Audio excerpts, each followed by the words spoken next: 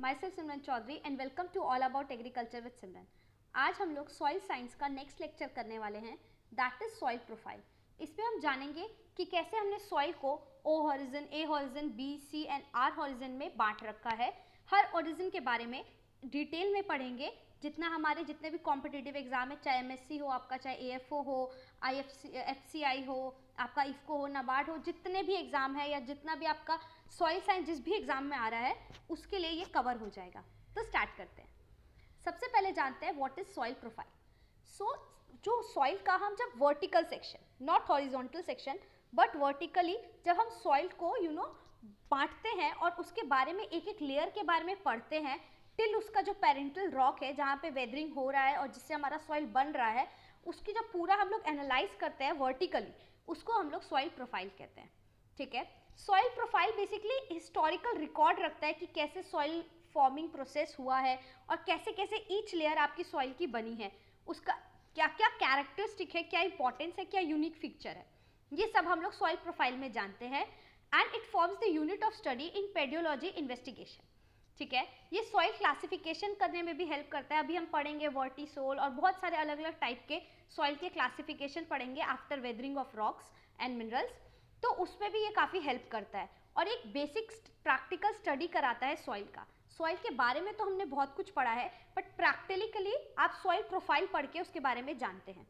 ठीक है, अ study of soil profile is important not for only crop husbandry but also for animal husbandry. ठीक है, क्योंकि ये रिवील करता है कि सरफेस और सब सरफेस सॉइल की क्या क्या कैरेक्टरिस्टिक्स हैं, उसकी क्या क्या क्वालिटी है, जैसे आप कह सकते हैं उसका डेप्थ कितना है, उसका स्ट्रक्चर कैसा है, उसका टेक्सचर कैसा है। ठीक है, उसमें कितना मॉइस्चर कंटेंट है, कौन सी लेयर फर्टाइल है, कौन सी लेयर इनफर्टाइल है, किसमें क्या न्यूट्रिएंट की कमी है, ये भी हम सॉइल का प्रोफाइल जान के उसके बारे में पता कर लेते हैं। ठीक है, और कैसे वो प्लांट की ग्रोथ में हेल्प करने वाला है soil. It also helps in classifying the soil and to understand soil moisture plant relationship, जो कि आगे हमारा एक पर्टिकुलर टॉपिक ही होने वाला है। तो सॉइल प्रोफाइल को हमने 4 क्लासेस में बांटा है, A B C D which is also known as R, that is rock bed. ठीक है, ए और बी को साथ में हम लोग सोलम कहते हैं, layer A and layer B एक साथ सोलम कहा जाता है। आपने ओ होरिजन के बारे में भी पढ़ा होगा, लेकिन वो जो है ना हर जगह अवेलेबल नहीं होता है, इसलिए हम होरिजन की बात करते हैं तो 4 होते हैं, A B C D, D और उसकी जगह आप आर भी बोल सकते हैं। वही सोलम को जब हम पेरेंट मटेरियल के साथ मिला देते हैं तो उसको एज अ रिगोलिथ भी समटाइम्स बोला जाता है। पेरेंट मटेरियल को बेडरॉक कहा जाता है, इसलिए इसको आर होरिजन या फिर डी होरिजन भी कहते हैं। ठीक है, हर ओरिजिन का एक अपना डिस्टिंग्विश कैरेक्टरिस्टिक्स होता है। सॉइल प्रोफाइल जो है वो हेल्प करता है डिटरमाइन करने में सॉइल का रोल क्या होने वाला है। वो भी अलग अलग सॉइल का हम लोग सैंपल निकालते हैं। ठीक है, और उस सैंपल से मतलब अलग अलग प्रोफाइल से हम लोग सॉइल का सैंपल लेते हैं तो हमें पता चलता है कि उसमें अलग अलग कलर है, टेक्सचर है, स्ट्रक्चर है, उसकी अलग थिकनेस है, इनफैक्ट उसका अपना खुद का केमिकल कंपोजिशन है। तो पूरी सॉइल जो है आपकी वो एक जैसी नहीं होती है। अगर उसका वर्टिकल सेक्शन करते हैं तो हर सॉइल की लेयर का एक अपना particular characteristic, chemical composition, colour, texture, structure, thickness, सब कुछ अलग अलग होता है। ठीक है, बहुत माइनर डिफरेंस हो भले ही, लेकिन डिफरेंस जरूर होता है। तो सबसे पहले लेयर से स्टार्ट करते हैं। सबसे पहले पढ़ेंगे हम ओ होरिजन। ठीक है, ओ होरिजन क्यों नाम है इसका, क्योंकि इसको हम लोग ऑर्गेनिक होरिजन भी बोलते हैं। ये सबसे अपर मोस्ट टॉप लेयर होती है सॉइल की। ठीक है, सॉइल का आपका सबसे जो अपर लेयर होगा, टॉप सॉइल, वो होता है और ये पार्शियली या फिर फ्रेशली डिकम्पोज्ड ऑर्गेनिक मैटर का बना होता है। ऑर्गेनिक मटेरियल में आप कह सकते हैं आपका ड्राई लीव्स हो गए, ह्यूमस हो गया, ग्रासेस हो गई, डेड लीव्स हो गए, small rocks, twigs, surface organism भी, इनफैक्ट फॉलन ट्रीज और कुछ कुछ अलग डिकम्पोज्ड ऑर्गेनिक मैटर्स, ये सब मिलके जो है ऑर्गेनिक मैटर मटेरियल से आप कह सकते हैं मैटर होता है, जो कि आपका ओ होरिजन बनाता है। ओ होरिज जो है वो ज़्यादातर आपको ब्लैक ब्राउन या फिर डार्क ब्राउन कलर का दिखेगा, क्योंकि इसमें ऑर्गेनिक कंटेंट बहुत ही एक्सेस अमाउंट में प्रेजेंट होता है।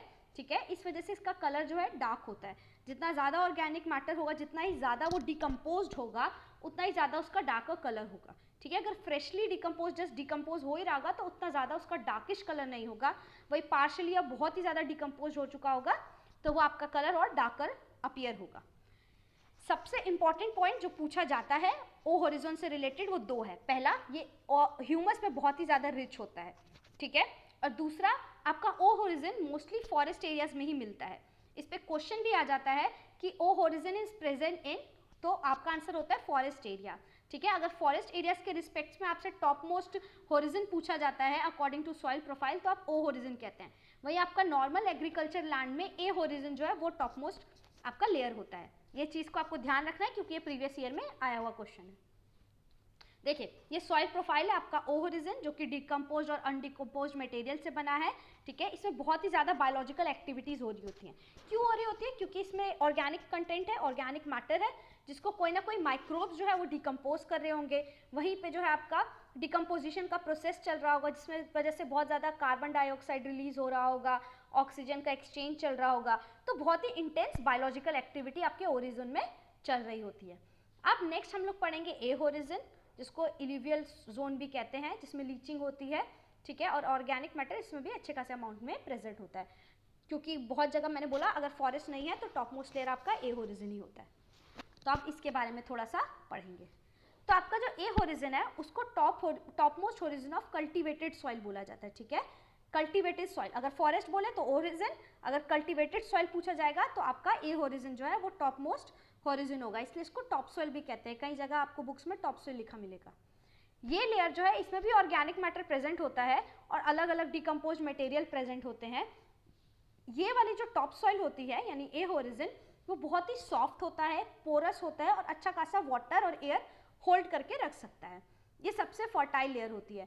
आपका जो सीड जर्मिनेशन होता है या नए नए रूट्स बनते हैं, ठीक है ना, प्लांट की जो सीडलिंग्स होती हैं उनकी जो ग्रोथ हो रही होती है, या आप इन शॉर्ट कह सकते हैं सीड जर्मिनेशन, वो इसी होरिजन में हो रहा होता है। ठीक है, इस लेयर में बहुत सारे माइक्रोब्स भी प्रेजेंट होते हैं, जैसे आपका अर्थवर्म हो गया, फंगाई हो गया, बैक्टीरिया हो गया। ठीक है, और नाइट्रोजन फिक्सिंग बैक्टीरियाज वगैरह जो होते हैं आपके राइजोबियम, नॉस्टॉक, एनाबेना, ये सब भी आपके ए होरिजन में ही पाए जाते हैं। इस ए होरिजन को हमने 3 पार्ट्स में बांट रखा है, A1, A2 एंड A3। ठीक है, A1, A2 and A3। A1 जो है वो और आपके ओ होरिजन से काफ़ी ज़्यादा सिमिलैरिटी रखता है, क्योंकि ऑर्गेनिक कंटेंट आपका A1 जोन में रह रहा है। ठीक है, A2 जोन जो है उसमें जो है मैक्सिमम लीचिंग हो रही थी। लीचिंग क्या है? तो आपके जो वाटर और मिनरल्स जो हैं उनका जो सीपेज हो रहा होता है, उनका डीप डाउन जो जा रहे होते हैं, उसको हम लोग लीचिंग कहते हैं। ठीक है, आपके अपर लेयर में पानी डाला, लेकिन वो धीरे धीरे सिप बाय सिप नीचे के जो होरिजन्स में जाता है उसी को लीचिंग कहते हैं। साथ में अपने मिनरल्स भी लेके जाता है, सिर्फ वाटर नहीं। ठीक है, या आप इसको कह सकते हैं मैक्सिमम लीचिंग होती है या मैक्सिमम वॉशिंग आउट होता है। ठीक है, एल्यूवेशंस होते हैं इस जोन में, इसलिए इसे A2 या ई होरिजन या एल्यूवेशन जोन भी बोला जाता है। ठीक है, ये इंपॉर्टेंट है, जो रेड मार्क्ड है ना वो बहुत इंपॉर्टेंट है, प्रीवियस ईयर में कहीं ना कहीं आए हुए हैं। ठीक है, इसलिए इसका आप ध्यान रखिएगा, हाईलाइट इसको जरूर कर लीजिएगा। A1 बताया मैंने आपको, रिजेम्बलेंस विद ऑर्गेनिक जोन या ओरिजन। ठीक है, A2 आपका बताया, ये इसको एल्यूवेशन जोन बोलते हैं, क्योंकि मैक्सिमम लीचिंग, वॉशिंग आउट, एल्यूवेशन जो होता है वो इसी जोन में हो रहा है। फिर तीसरा आपका A3 जोन था। A3 जोन जो है वो इंटरमीडिएट का काम करता है। ठीक है, एक्ट करता है एज ए इंटरमीडिएट लेयर, क्योंकि वो A और B होरिजन के बीच में प्रेजेंट है। राइट, A होरिजन और B होरिजन, उन दोनों के बीच का जो है वो A3 लेयर है। तो दोनों की प्रॉपर्टीज इसमें आपको दिखेंगी, A की होरिजन की भी और B होरिजन की भी काफ़ी प्रॉपर्टीज इसमें एक साथ मिलती है। A3 is intermediate layer between A and B horizon, so have both properties. फिर नेक्स्ट आपका आता है B होरिजन। पहले हम लोग ये वाला डायग्राम देख लेते हैं जो मैंने आपको बताया। तो A होरिजन में क्या होता है, लीच्ड मिनरल होरिजन होता है, ये डार्क कलर का होता है। इसमें भी अच्छा खासा अमाउंट में आपका ऑर्गेनिक मैटर होता है। इसको टॉप सॉइल कई जगह पे बोला जाता है और इसको एलुवियल जोन भी कहते हैं, क्योंकि A2 में सबसे ज़्यादा मैक्सिमम आपकी लीचिंग A जोन में ही हो रही थी। उसमें भी स्पेसिफिकली पूछा जाए तो A2 होरिजन में हो रही होती है। ठीक है, फिर आपका आता है B होरिजन।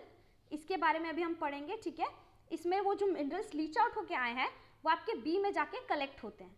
ठीक है, B होरिजन को सबसॉइल होरिजन भी बोला जाता है। ठीक है, it is subsurface horizon present just below the A and above the C।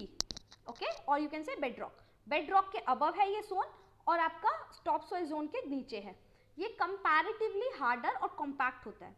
जहां आपका A जो था बहुत ही सॉफ्ट और पोरस होरिजन था, वहीं आपका B होरिजन जो है वो कंपैरेटिवली थोड़ा हार्ड होगा और कॉम्पैक्ट होगा। ये जो हार्डनेस और कॉम्पैक्टनेस है, ये जैसे जैसे आप डाउन होरिजन के जाएंगे, सॉइल प्रोफाइल के डाउन जाते जाएंगे वर्टिकली, वैसे ही आपको और ज़्यादा हार्डर और ज़्यादा कॉम्पैक्ट सॉइल मिलेगी और एट द एंड में जाके तो आपको रिगोलिथ या फिर प्रॉपर रॉक्स ही मिल जाती हैं। इस जोन में आपका ह्यूमस जो है वो कंपैरेटिवली कम होगा, यहाँ पे सॉल्यूबल मिनरल्स आपको ज़्यादा मिलेंगे, जो लीच आउट होके ए जोन से आया है वो बी में ही होंगे प्रेजेंट, और यहाँ ऑर्गेनिक मैटर भी आपको उस हिसाब से मिलेगा, ठीक है। It is site of deposition of certain minerals and metals such as iron oxides, ठीक है। आयरन ऑक्साइड की वजह से इसका एक रेडिश कलर रहता है, ठीक है, मेनली आयरन की प्रेजेंस की वजह से होता है। बाकी जैसे आपको ये पॉइंट्स जो भी रेड है वो ध्यान में रखने हैं और अपना हाईलाइट कर लीजिएगा। This layer holds more water than top soil, तभी तो सारा लीच आउट होके इसी जोन में आ रहा है ना। तो जितना भी आपका वाटर और मिनरल्स का एक्यूमुलेशन है टॉप सॉइल से कंपैरेटिवली में ये ज़्यादा करता है, और ये लाइटिश ब्राउन या रेडिश कलर का होता है क्योंकि इसमें एल्यूमिनियम आयरन काफ़ी अच्छे क्वांटिटी में प्रेजेंट होता है। इवन क्ले सॉइल्स भी इसी प्रेजेंट होती है। क्ले सॉइल जो कि आपका सिलिकेट मिनरल्स का पार्ट है, जिसको हम आगे भी नेक्स्ट लेक्चर में कवर करेंगे, ठीक है। रूट्स जो है वो इस लेयर तक पहुंचती है। ए में आपका जर्मिनेशन हुआ, न्यू रूट्स ग्रो की, वो धीरे धीरे डेवलप्ड होकर आपके बी होरिजन तक पहुंच जाती है। इसको भी हमने 3 पार्ट्स में डिवाइड किया है, B1, B2 and your B3। B1 जिसमें एकदम आपको मैक्सिमम बी के कैरेक्टरिस्टिक मिलेंगे, ठीक है, आपके बी होरिजन के, और थोड़ा बहुत ए क्या जैसे ऑर्गेनिक कंटेंट वगैरह है वो भी आपको इसमें शो होगा। B2 होरिजन मैक्सिमम जो न्यूट्रिएंट्स लीच आउट होके आए हैं वो आपका B2 सॉरी A1 कह रही हूँ, B1 एंड B2 मैक्सिमम जो आपका न्यूट्रिएंट्स ए होरिजन से आया है लीच आउट होके वो एक्यूमुलेट होगा आपका B2 जोन में, ठीक है। या आप इसको कह सकते हैं maximum accumulation of nutrients washing in, वहाँ पे वॉशिंग आउट बोला था, इधर वॉशिंग इन बोलेंगे, वहाँ इल्यूविएशन बोला था या वहाँ इल्यूविएशन बोला था या आइल्यूवेशन बोलेंगे, ठीक है। आई है वहाँ पे ई था, इल्यूवेशन और इल्यूविएशन अकर इन दिस होरिजन, जिसको हम लोग B2 कह रहे हैं, इसीलिए इसको इल्यूविएशन जोन भी कहते हैं, ठीक है। वो एल्यूविएशन जोन था, ये इल्यूविएशन जोन है, डोंट गेट कंफ्यूज, ओके। और B3 जो थर्ड जोन होगा उसका वो इंटरमीडिएट है B और C का, तो इसलिए आपको हार्डर पार्टिकल्स और ज़्यादा कॉम्पैक्शन जो है, और आप कह सकते हैं और ज़्यादा रॉकी पार्टिकल्स जो होते हैं रिगोलेट टाइप के, वो आपको B3 में देखने को मिल जाएंगे, ठीक है। इस डायग्राम में देखते हैं क्या क्या लिखा है। Zone of accumulation of fine minerals and materials precipitate, जैसे कि आपका क्ले हो गया, कार्बोनेट्स हो गया, आयरन हो गया, जिप्सम हो गया, एल्यूमिनियम हो गया, क्लेज हो गए, वो सब आपको यहाँ मिलेगा। इसको सब सॉइल लेयर भी बोलते हैं, ऊपर वाले को टॉप सॉइल बोला था, इसको सब सॉइल भी बोलते हैं, ठीक है। यहाँ पे काफ़ी ज़्यादा आपका एक्यूमुलेशन हो जाता है न्यूट्रिएंट्स का। जो रेड मार्क्स हैं वो आप लोग ध्यान से लिख लीजिएगा। ये भी एक आपको जैसे ट्री ग्रो कर रहा है, एक प्रॉपर अगर इसका आपने सॉइल प्रोफाइल देखेंगे तो आपको कुछ इस टाइप से दिखेगा, जहाँ पे आपका ओ होरिजन जो ये फॉरेस्ट का है क्योंकि इसमें ओ होरिजन अच्छे से आपको प्रोमिनेंटली दिख रहा है, ठीक है। ओ होरिजन जिसमें सरफेस लिटर यानी ह्यूमस वगैरह, डेड लीव्स वगैरह, ठीक है ना, ट्री की ब्रांचेस वगैरह है जो कि धीरे धीरे डिकम्पोज हो रही हैं, अभी पार्शियली डिकम्पोज है इसलिए ओ होरिजन बन गया है। फिर उसके नीचे आता है ए होरिजन जिसको टॉप सॉइल बोलते हैं, फिर उसके नीचे आता है बी होरिजन जिसको सब सॉइल बोलते हैं, फिर आएगा सी होरिजन जिसको हम लोग पेरेंट मटेरियल कहेंगे, और देन योर आर होरिजन जिसमें बेड रॉक होगा, ठीक है। उधर रॉक्स वगैरह होंगे, वहाँ पे कुछ भी आपका फर्टिलिटी वाला सीन है ही नहीं, ठीक। अब हम लोग सी होरिजन की बात करते हैं। सी होरिजन को हम लोग सेप्रोलाइट भी बोलते हैं। क्या बोलते हैं? सेप्रोलाइट। ये लेयर जो है इसमें कोई भी ऑर्गेनिक मैटर प्रेजेंट नहीं होने वाला है, ठीक है। ये ब्रोकन बेड रॉक से बने होते हैं, जो आपके रॉक्स है ना, बेड रॉक्स, उनके ब्रोकन पोर्शन से बना होता है, और इस तरह कोई भी बायोलॉजिकल एक्टिविटी नहीं हो रही थी। जितनी होनी थी ओ होरिजन में सबसे मैक्सिमम थी, देन यू कैन से ए, बी में भी नहीं हो रही है उतनी, और सी में तो बिल्कुल भी नहीं हो रही है, 1% भी नहीं हो रही है, ठीक है। इस जोन को सेप्रोलाइट जोन भी कहते हैं, होरिजन सॉरी, सेप्रोलाइट होरिजन भी कहते हैं। The geological material present in this zone is cemented. जो आपके जियोलॉजिकल मटेरियल होंगे जिनसे आपका आगे जाके सॉइल बन रहा है वो काफ़ी सीमेंटेड फॉर्म में होंगे, ठीक है, क्योंकि यहाँ पे कैल्शियम कार्बोनेट और सल्फेट, मैग्नीशियम और कैल्शियम के काफ़ी एक्सेस अमाउंट में प्रेजेंट होते हैं, ठीक है। Contain calcium carbonates and sulphates of calcium and magnesium. ये जोन जो है ये सॉइल फॉर्मेशन प्रोसेस से बहुत ही लेस इफेक्टेड होता है, ऊपर के ही पोर्शन में आपका ज़्यादातर सॉइल फॉर्मेशन प्रोसेस हो रहा है। नेक्स्ट आपका आता है आर जोन, जिसको हम लोग रॉक बेड कहते हैं, या कई जगह पे आपको इसको डी जोन भी या डी हॉरिजॉन लिखा हुआ भी मिलेगा। ये एकदम कॉम्पैक्ट होगा और सीमेंटेड लेयर होता है। बहुत सारे डिफरेंट टाइप के आपके rocks, not soil but rocks, जैसे ग्रेनाइट, बेसालाइट, लाइमस्टोन, मीका, आपका ओलिवाइन और आपका टोरुलिन, जितने भी टाइप के आपके स्टोन रॉक्स हैं, अलग अलग टाइप के मिनरल रॉक्स, वो यहाँ पे आपको प्रेजेंट मिलेंगे, ठीक है। और यहाँ पे और भी ज़्यादा स्लो, एकदम less affected soil forming process चल रहा होता है, ठीक है। आगे जाके यही रॉक बेड में धीरे धीरे धीरे धीरे आपका वेदरिंग वगैरह का प्रोसेस होगा। जब सब ऊपर की लेयर चल जाएगी तब वेदरिंग वगैरह होगा और धीरे धीरे ये सॉइल में कन्वर्ट होगा आगे अगर फर्दर होता है तो, ठीक है, but it will take more than 100 years. So यहीं तक था हमारा सॉइल प्रोफाइल। बहुत ही छोटा सा टॉपिक है, कोई बहुत बड़े इसमें चीज़ें नहीं थी, लेकिन समझने वाली और काफ़ी इंटरेस्टिंग चीज़ थी क्योंकि इसे आप प्रैक्टिकली भी देख सकते हैं, ठीक है। सॉइल प्रोफाइल पढ़ना बहुत ज़्यादा ज़रूरी हो जाता है क्योंकि हमें सॉइल की हिस्ट्री बताता है, कैसे सॉइल फॉर्मिंग प्रोसेस हुआ है, कैसा उसका मॉइस्चर कंटेंट है, जो कि आगे जाके हमारा सॉइल वाटर प्लांट रिलेशनशिप को पढ़ने में हेल्प करता है। एक पीडियोलॉजिकल अप्रोच बताता है सॉइल को पढ़ने के लिए।